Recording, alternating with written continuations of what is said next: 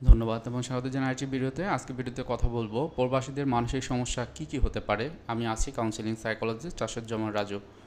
প্রবাসে যারা থাকেন তাদের যে কালচারাল যে অ্যাসপেক্টগুলো থাকে বা অন্যান্য বিষয়গুলো যার ভিতর দিয়ে যে যেতে হয়, সেটি কিন্তু অনেক ক্ষেত্রেই বাংলাদেশে থাকা অবস্থার যে কালচারাল যে ফ্যাক্টর বা সোশ্যাল ফ্যাক্টর অথবা পরিবার বা সমাজের যে বিষয়গুলো থাকে সেগুলো কিন্তু ওই জায়গাটাতে থাকে না। সেক্ষেত্রে অনেকেরই বিভিন্ন রকমের অ্যাডজাস্টমেন্টাল যে প্রবলেমগুলো, অর্থাৎ ওখানে গিয়ে সামঞ্জস্যতা বজায় রেখে নিজের যে ফাইন্যান্সিয়াল যে বিষয়গুলো, অর্থাৎ সেখানে চাকরি করা অথবা যে যে জিনিসগুলো করে অথবা ব্যবসা করে অনেকে, সেগুলো করা সাথে সাথে নিজের ক্যারিংয়ের যে জায়গাটি সেটি কিন্তু অনেক ক্ষেত্রেই করা হয়ে পড়ে না বা করতে পারে না।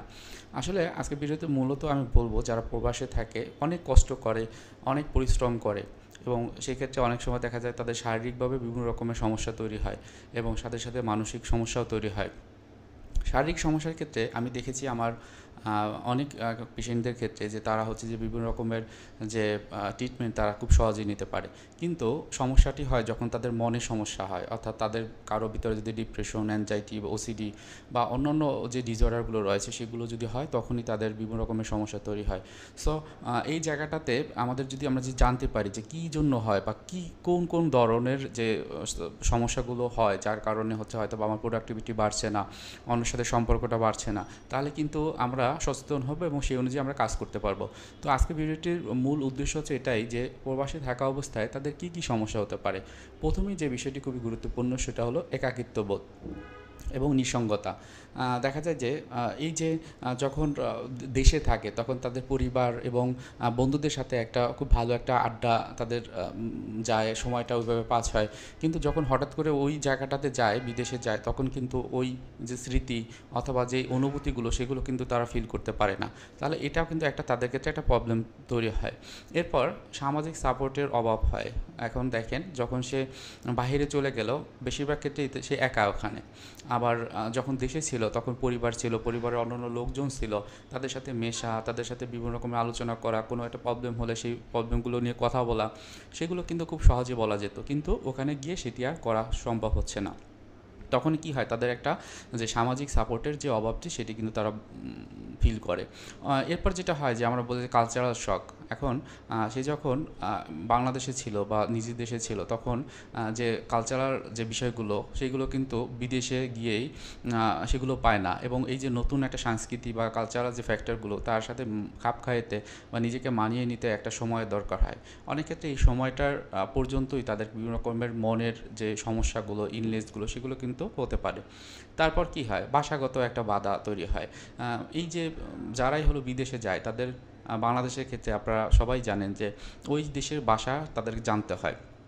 এবং প্রথমত দেখা যায় যে হয়তোবা অনেকের আছে যারা পড়াশোনা একটু কম করেছে, তো তাদের ক্ষেত্রে কিন্তু ওখানে গিয়েই এক তো বাংলা ভাষা সে কম জানে বা মোটামুটি জানে, কিন্তু ওখানে গিয়ে যখন আবার নতুন কোনো ভাষা শিখতে হয় তখন কিন্তু তাদের জন্য একটা প্রবলেম তৈরি হয়।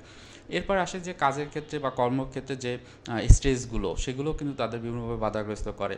যেমন অনেকের ভিতরে উচ্চ প্রত্যাশা থাকে, অর্থাৎ সে যখন বাংলাদেশে থাকে তখন সে চিন্তা করে বিদেশে যাবে, বিভিন্ন টাকা পয়সা ইনকাম করবে, বড় বাড়ি তৈরি করবে, গাড়ি হবে, অনেক কিছু চিন্তা করে, কিন্তু পার্সপেক্টিভটা কিন্তু অনেক ক্ষেত্রে ভিন্ন থাকে অনেকের ক্ষেত্রে। তখন কি হয়, এই যে উচ্চ আকাঙ্ক্ষা এটাই কিন্তু তাদের ভিতরে একটা মেন্টাল স্ট্রেস যেটা বলা হয় সেটি কিন্তু হয়ে থাকে। অনেকের ক্ষেত্রে যেটি হয়, কাজের স্থিতিশীলতার অভাব, অর্থাৎ সে হয়তো বিদেশে গেল কোনো একটা কাজ নিয়ে। আমার ক্লায়েন্টের ক্ষেত্রে দেখেছি বেশ কয়েকজন তাদের এই যে একটা স্থিতিশীলতা তার একটা প্রবলেম ছিল, অর্থাৎ এই দেশে থেকে থাকা অবস্থায় সে যে ভিসাতে যায় কিন্তু ওখানে গিয়ে সেটি হয়তো বা পায় না। তখন কি করতে হয়, অনেক কষ্ট করতে হয়। দেখা যায় যে তাদের যে ওই দেশের যে ওয়ার্ক পারমিট পাওয়ার ক্ষেত্রে কোনো অনেক রকমের প্রবলেম বা হ্যাসেলের ভিতর দিয়ে যেতে হয়। তখন তাদের ভিতরে বিভিন্ন রকমের নিরাপত্তাহীনতা, উদ্বিগ্নতা বা অনিশ্চয়তা কাজ করে। এটাও কিন্তু তাদের জন্য একটা স্ট্রেসফুল। তারপর কি হয় যে অর্থনৈতিক চাপের কথা যদি বলি, অনেক ক্ষেত্রে তাদের উচ্চ জীবনযাত্রার ব্যয় হয়। অর্থাৎ তারা যখন ওই যে বিদেশে গেল তখন যে কারেন্সি, অর্থাৎ ওই দেশের টাকার যে একটা মান সেটা কিন্তু বাংলাদেশের থেকে অনেক বেশি। তখন কি হয়, অনেক ক্ষেত্রে সে হয়তো বা ইনকাম করছে, কিন্তু যে ইনকাম করছে তার অনেকটাই হচ্ছে যে তার খরচ হয়ে যাচ্ছে, তখনও কিন্তু তাদের একটা মানসিক চাপ তারা বোধ করে। এরপর আসে যে পরিবারের দায়িত্ব।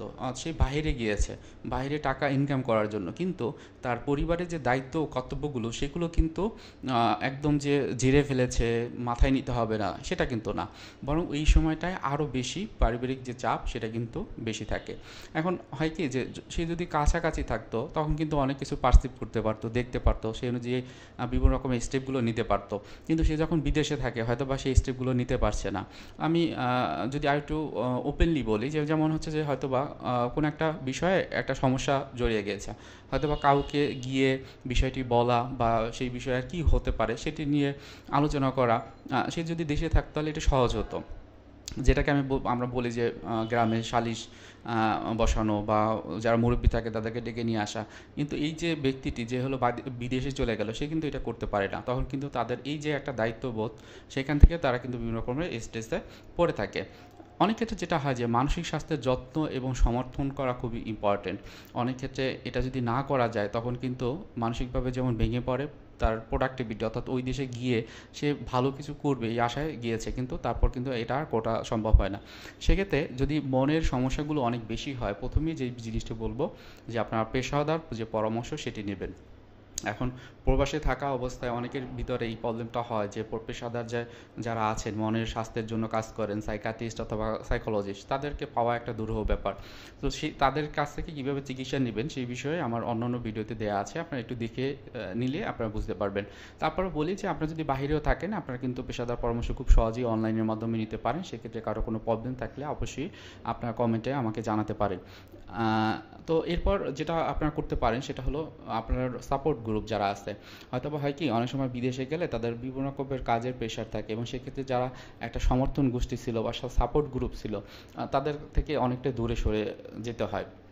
তো অনেক বেশি দূরে সরে না গিয়ে বরং তারা কোথায় কী করছে তাদের সাথে একটু খোঁজ খবর নেওয়া, তাদের সাথে কথা বলা, নিজের যে কষ্ট বা রাগ অভিমানগুলো সেগুলো তাদের একটু বলতে পারেন, বা আপনার লাইফটি কীরকম যাচ্ছে সেগুলো আপনার বলতে পারেন। এরপর যেটি খুবই গুরুত্বপূর্ণ সেটা হলো জীবনযাত্রার পরিবর্তন, অর্থাৎ হয়তোবা আপনার দেখা গেছে যে ওই দেশে গিয়ে আর এই দেশের যে অবস্থানটা, পার্থক্যটা, এখানে যখন দিন হয়তোবা ওখানে ওই দিনটার ক্ষেত্রে ওখানে রাত হয় বা কিছুটা সময়ের পরিবর্তন হয়, সেক্ষেত্রে আপনার সময়টা ওই জায়গাতে অ্যাডজাস্ট করে একদম সকাল সকাল ঘুম দেওয়া এবং সকাল সকাল ওঠা সেটি করতে পারেন। এরপর খাদ্যাভ্যাসের অবস্থা খুবই ইম্পর্টেন্ট। আপনি যা কিছুই করেন না কেন নিজের পুষ্টি, শরীরের পুষ্টিটা ইম্পর্টেন্ট। সো ওই ক্ষেত্রে আপনি যখন খাওয়া দাওয়া করবেন একটু বেশি পুষ্টিকর খাবার দাবারের প্রতি একটু যত্ন নিলেন, নিয়মিত ব্যায়াম করলেন। এবং এই ব্যায়ামের ক্ষেত্রে আমরা বলি একটা হলো ফিজিক্যাল এক্সারসাইজ আর একটা হলো মেন্টাল এক্সারসাইজ। ফিজিক্যাল এক্সারসাইজ আপনি একটু সকালে হাঁটা চলা করতে পারলেন বা একটু দৌড়ালেন, আর মেন্টাল এক্সারসাইজের ক্ষেত্রে আপনি মেডিটেশন করতে পারেন বা শ্বাস প্রশ্বাসের বিভিন্ন ব্যায়াম রয়েছে সেগুলো করতে পারেন। এগুলো সম্পর্কে যদি আপনাদের কোনো তথ্য দরকার হয় তাহলে অন্যান্য ভিডিওগুলো আপনি ফলো করতে পারেন, তাহলে সেখান থেকে পর্যাপ্ত ইনফরমেশন পাবে। সো এই বিষয়গুলো যদি একটু খেয়াল রাখতে পারেন তাহলে হয়তো আপনি বিদেশে গেলেও আপনার যে সমস্যাগুলো তৈরি হবে সেগুলোকে আপনি খুব সহজেই মোকাবেলা করতে পারবেন। তারপরও কারো যদি কোনো প্রশ্ন থাকে কমেন্টে জানাবেন। সবার যদি শুভকামনা, প্রবাসী যারা আছেন তাদের প্রতি আমার অনেক বেশি শ্রদ্ধা এবং সালাম।